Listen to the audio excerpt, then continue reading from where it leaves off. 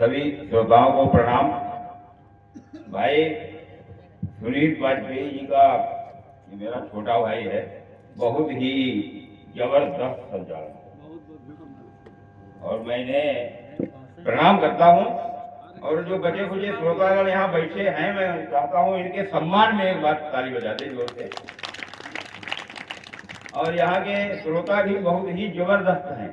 सिराज भाई, जबरदस्त का अर्थ मालूम है? जबरदस्त का मतलब होता है जिसे बहुत बड़े बड़े दस्त आते हो, वो जबरदस्त होता है। मेरा तो यही है। देखिए, मैं हास्य का कवि हूँ। अब यहाँ आकर के मैं चक्कर में पड़ गया। इन्होंने माहौल ऐसा बना दिया है हमारे सुनील वाजपेयी ने। अब हम चक्कर में पड़े हैं कि हम कहाँ से शुरू करें। अभी महबूब भाई आए, उन्होंने तो कतई माहौल ही बदल दिया। कितना बढ़िया वो पता नहीं क्या क्या नाम बता रहे थे। बहुत ही आनंद आया। तरन्नुम में गीत सुना। मैं उनके लिए भी प्रणाम करता हूँ। और मंच पर जो कवि बैठे हैं, हमारे साहित्यकार बंधु बैठे हैं, मेरे दादा सतीश जी बैठे हैं, मैं इनको सबको प्रणाम करता हूँ और अपने बगैर भूमिका के शुरू होने जा रहा हूँ। देखिए, कविता जितने धैर्य से आप लोगों ने सुनी है जी, मैं इस गांव के श्रोताओं का बार बार बहुत ही वंदन, अभिनंदन और आभारी हूँ कि जिन्होंने, मैं चाहता हूँ इस बार मंच तालियां बजा दे श्रोताओं के लिए। धैर्य बहुत से बढ़िया मन से सुना गया सबको, बहुत बढ़िया, जिंदाबाद। शानदार श्रोता हमें नहीं मिले हैं। पहली बार इतने शानदार श्रोता देखे जो आज लास्ट तक बैठे हुए हैं। और इन श्रोताओं को प्रणाम करता हूँ और बताना चाहता हूँ कि कविता कैसे उत्पन्न होती है। स्वागत है। और उस इतनी मेहनत से जो कविता तैयार की जाती है, वास्तव में ऐसे ही श्रोताओं की जरूरत है कविता सुनने के लिए। इसलिए मैं पुनः प्रणाम करता हूँ। स्वागत। दादा कह रहे थे बंडम अगला कवि सम्मेलन होगा तो श्रोता बरबर से आयात किए जाएंगे। एक बार जोरदार तालियां बजा दीजिए। बहुत बढ़िया सुना है आप लोगों ने, वाकई स्वागत है। 200 रुपया दिहाड़ी भी देंगे। रात रात जगना पड़ता है तब होती है कविता। हाँ। रात रात जगना पड़ता है तब होती है कविता। दीपक सा जलना पड़ता है तब होती है कविता। क्या बात है। रात रात जलना पड़ता है तब होती है कविता। दीपक सा जलना पड़ता है तब होती है कविता। हृदय चीर कर कलम बनाते, हृदय चीर कर कलम बनाते और रक्त को स्याही जीवित ही मरना पड़ता है तब होती है। भाई वाह, बढ़िया बात है, बड़ी बात है, जिंदाबाद। तो जितनी मेहनत से जो कविता तैयार की हम लोगों ने, आप लोगों ने धैर्य से सुना, मैं आप लोगों को प्रणाम करता हूँ। और मेरा तो कुछ ऐसी विडंबना ही रही है कि मेरे साथ लोग खेल खेल लेते हैं, लास्ट में ही बुलाते हैं। मेरी तो हालत ऐसी है, अब यहाँ खड़े हैं तो आपने देखा होगा कि शहरों में गन्ना बेचते हैं लोग, रस निकाल के तो उस गन्ना के कोल्हू में वो फिर डालता है, फिर निकालता है, फिर डालता है, फिर निकालता है। जब उसमें कतई रस नहीं रह जाता है तब उसे फेंकता है। वो वाला उठा करके हमें पकड़ा दिया कि ले योगी जी इसमें से रस निकालो। कैसे निकाले यार? सभी लास्ट में सब रस्तों पर निकाल देंगे। हमारे बड़े भैया, छोटे भैया ये बैठे हैं, रस्तों इन्होंने निकाल लिया। अब हमसे कह रहे हैं कुछ, क्या उसे कहते हैं देहाती भाषा में जब गन्ने का अवशेष बचता है, ये पाता कहते हैं, उसमें से रस निकालने की कोशिश कर रहा हूँ। दादा को प्रणाम करता हूँ। हाथ से कभी ही निकाल सकता है। देखिए, प्रेम की लोग बहुत ही दूषित परिभाषाएं कर रहे हैं। ऐसे प्रेम नहीं होता है जी, जैसा आजकल की पीढ़ी कर रही है। 4 पंक्तियां दे रहा हूँ कि समर्पण भावना में ही छुपा सब प्यार होता है। वाह। समर्पण भावना में ही छुपा सब प्यार होता है। उपासना में समर्पित प्रेम का व्यापार होता है। वासना में लिप्त तो प्रेम का व्यापार होता है। ये सच्चे दिल से निज प्रेमी लगा दे दांव पर जीवन, उसी दिल में वियोगी छल छलाता प्यार होता है। वाह वाह वाह, कहते हैं प्यार छलछलाता प्यार। अरे क्या प्यार बात की है। परिभाषा नहीं मालूम, तुम प्यार क्या करोगे। हमारे गांव में एक आदमी आता था, 2-3 किलोमीटर बंडा से चल करके रात में जाड़े के मौसम में जाता था और वहां प्रेमालिंगन में आबद्ध होकर के रफू चक्कर हो जाता था। ये असली परिभाषा है। अच्छा, इतने हिंदी क्लिष्ट शब्द हैं, आदमी जाने नहीं पाया कि आगे कब लगी थी। बहुत एक बार दादा के लिए तालियां बजा दीजिए। अब वो आदमी माइक पर कविता पढ़ रहा है, देखिए, प्रेम बहुत बढ़िया। प्रेम को लोगों ने दूषित कर रखा है। प्रेम राधा का था कृष्ण से, प्रेम मीरा का था। अरे प्रेम की परिभाषा नहीं मालूम, तुम्हारे बाप ने कभी प्रेम नहीं किया, तुम क्या प्रेम करोगे। इसीलिए मुझे गुस्सा आता है, और जब गुस्सा आता है तो हाथ निकलता है। वो बंडा से आता था, उनकी बात चल रही थी, वो बंडा से आता था 3 किलोमीटर चल करके प्रेमालिंगन में आबद्ध होकर के प्रेमालाप करके तो चला जाता था, फुल हो जाता था। लड़कों को अखबार अखरी वो उसके पीछे पड़े, और पीछे पड़े तो उसे एक दिन उन्होंने मौकाए वारदात पर पकड़ लिया, और मौकाए वारदात पर जब पकड़ लिया तो उसे मार मार के भांगड़ा भूत बना दिया। पवन का है पवन। और भांगड़ा भूत जब बना दिया, भांगड़ा भूत जानते हैं आप लोग क्या होता है। भांगड़ा भूत नहीं मालूम होगा, हम बताते हैं, हमसे ज्यादा बुद्धिमान कोई है ही नहीं। भांगड़ा भूत उसे कहते हैं ऐसा भूत जो भागने से असमर्थ हो जाए, उसे कहते हैं भांगड़ा भूत। साहिब दादा जानते थे, बताया नहीं बताने के उन्होंने। एक बार तालियां बजा, बहुत बढ़िया आए थे, कोई नए नए शब्द हैं। हाँ, तो भांगड़ा भूत बन गया। हाँ। तो उससे पूछा तेरा नाम क्या है, तो उसने नाम बताया। तो कहा यहाँ क्यों आए हो, इसे दोबारा फिर मारो, फिर भांगड़ा भूत बनाओ। तो तब तक हम पहुंच गए मौके पर, युवक उसे मार रहे थे।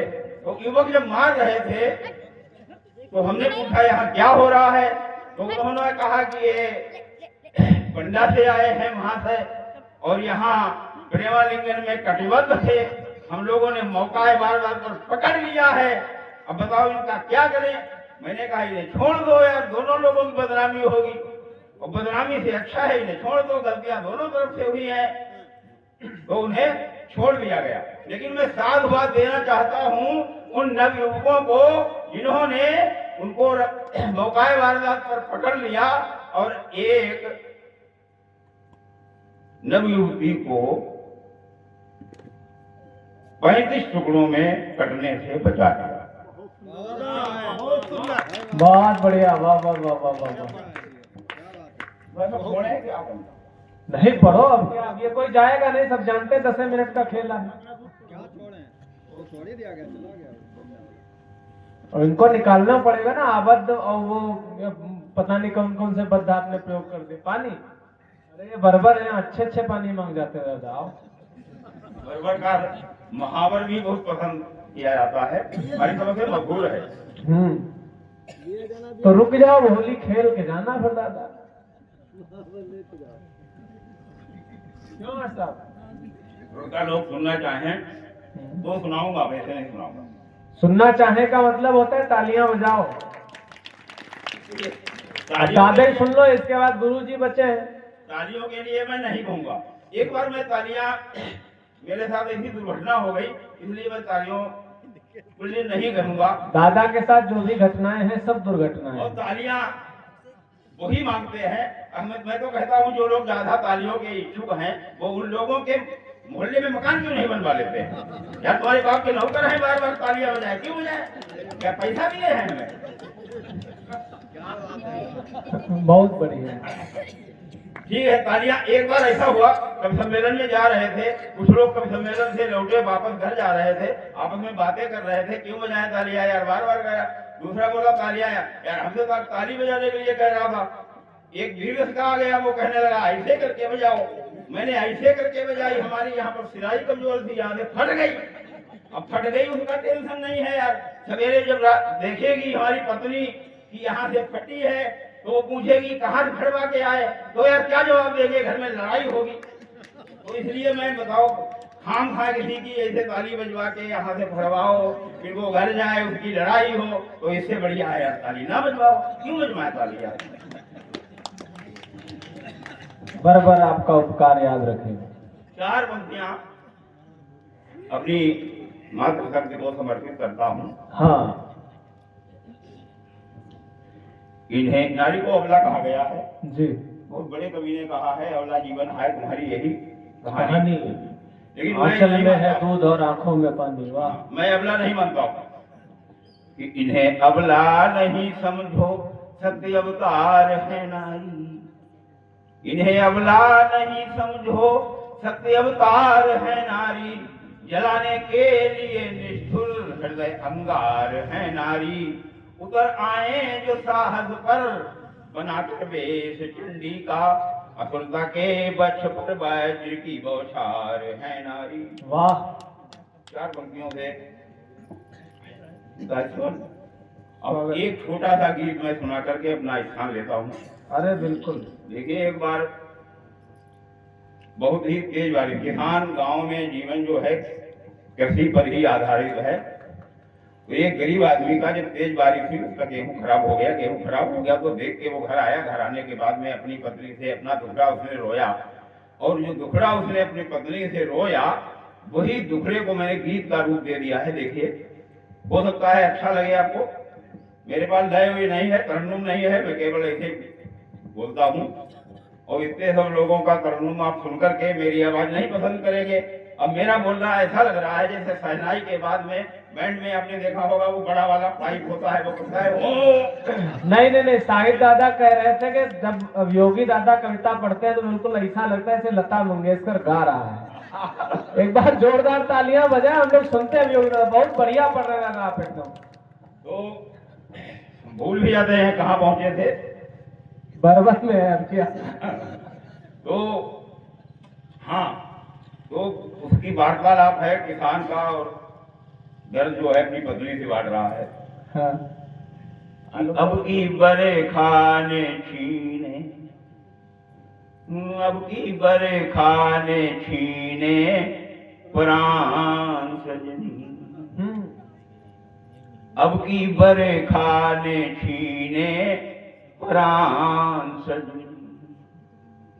अब की बरे खाने छीने प्राण सजनी। घर मलाई कहाँ से पिसान। बहुत बढ़िया था। स्वागत। क्या क्या परेशानी किसान के घर में पैदा हुई।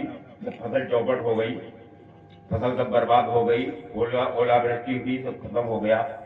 क्या क्या अरमान थे, पत्नी से बोल रहा है, देखिएगा। यावर खाने अब की मोह पे ऐसी गाज गिराई। यावर खाने अब की मोह पे ऐसी गाज गिराई। फसल बेच के कर्ज भर गयो, फसल बेच के कर्ज भर गयो। बची न घर में पाई, बची न घर में पाई। बैठी अंगना में, वो बैठी अंगना में छोरी जुआन सजनी। बहुत बढ़िया। बरे खाने छीने प्राण सजनी। बहुत संवेदनात्मक है दादा, जिंदाबाद। बहुत बहुत बधाई।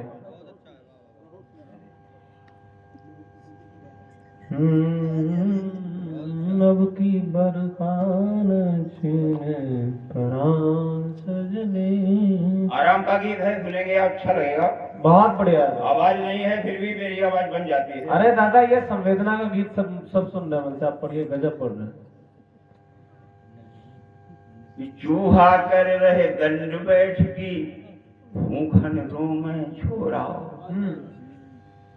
चूहा कर रहे दंड बैठकी, भूखन रो में छोरा। जब अनाज है ही नहीं, चूहा खाएगा क्या, वो भाग रहा है इधर उधर। चूहा कर रहे दंड बैठकी, भूखन रो में छोरा। कैसे इनकी होए कमाई, कैसे इनकी होए कमाई। कासे करें निहोरा, कासे करें निहोरा।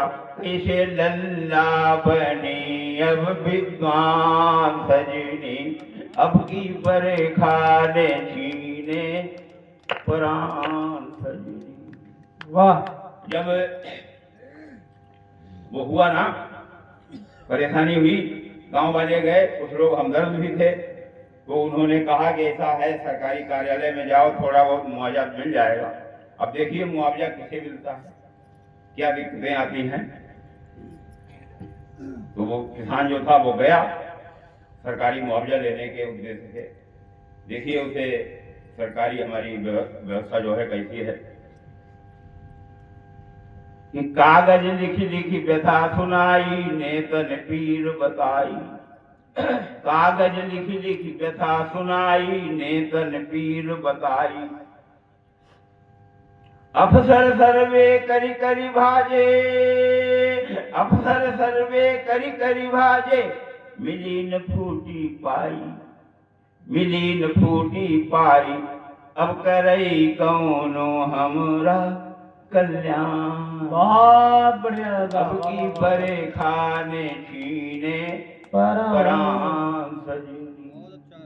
अच्छा है। डोंगर भूखे बंधे दुआरे, घर की टूटी छानी। फसल खराब होती है तो पूरी अर्थव्यवस्था ही चरमरा जाती है किसान की। कि डोंगर भूखे बंधे दुआरे, घर की टूटी छानी। नोन तेल लकड़ी बदी हमका, नोन तेल लकड़ी बदी हमका, याद आई गई नानी, याद आई गई नानी। सारे सपने हवा माँ उड़ान सजनी, अब की बरे खाने छीने परान सजनी। देखिए अभी प्रधान जो है गांव में दोहरी नीतियां चलती हैं। प्रधान जो है पहले सबसे पहले अपनी जो है चमचों को मुहैया कराता है सुविधाएं। चमचा जो लोग होते हैं यार, चमचा बहुत ही महत्वपूर्ण चीज है। और चमचा अगर ना हो तो राजनीति ही ठंडी हो जाएगी। चमचा अगर ना हो तो खीर भी नहीं खा पाएंगे। और चमचा भी बहुत ही नसीब वाला होता है। चमचा ना हो तो आधे तो कैंडिडेट खड़े न होंगे। तो चमचा जो है ना, अगर नेताजी ने कुछ खाया तो सबसे पहले नेताजी का माल चम्मच ही चमचा खड़े कर देते हैं नेताजी हम तुम्हारे साथ हैं, फिर 2 दिन पहले हम दूसरे दल में गल जाते हैं, नेताजी बिलाए जाते हैं बेचारे। तो हम तो यही कहेंगे कि सब लोग आप चमचा बन जाओ, बहुत ही आराम में रहोगे। दाल भात। हाय हम चमचा ना हुए।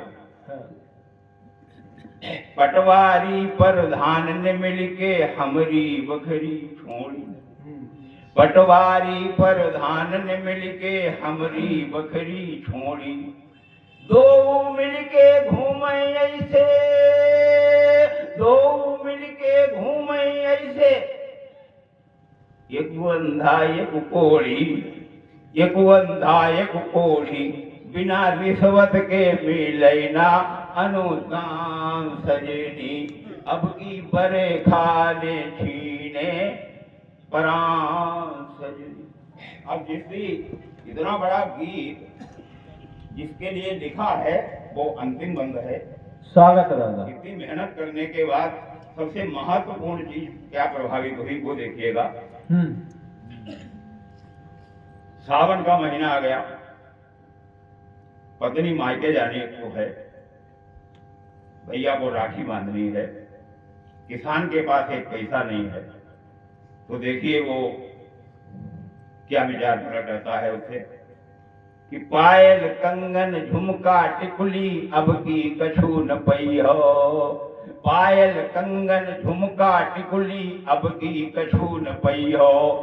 नंगे हाथ पाँव ले सजनी, नंगे हाथ पाँव ले सजनी, अब की पीहर जई हो, अब की पीहर जई हो। करी हो सावन माँ, वो करी हो सावन माँ हमका बदनाम सजनी, अब की बरे खाने छीने परान सजनी। घरवा लाई कहाँ से